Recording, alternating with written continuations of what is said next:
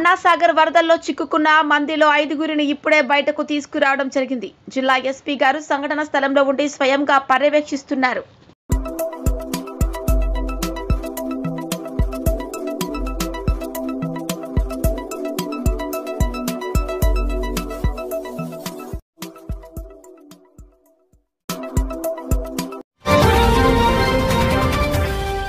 Breaking news చూస్తున్నాం. కామారెడ్డి జిల్లా నిజాంసాగర్ మండలం బొగ్గు గుడిసె వాగులో చిక్కుకున్న 10 మంది కార్మికులు వాటర్ ట్యాంక్ పై ఎక్కి సహాయం కోసం ఎదురు చూపులు.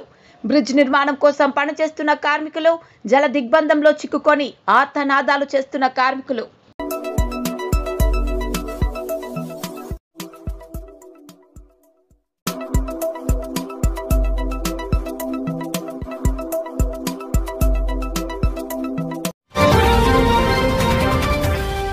బ్రేకింగ్ న్యూస్ చూస్తున్నాం. కామారెడ్డి జిల్లా ఎల్లారెడ్డిలో భారీ వర్షం.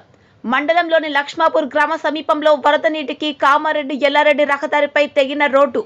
కామారెడ్డి ఎల్లారెడ్డికి నిలిచిపోయిన రాకపోకలు.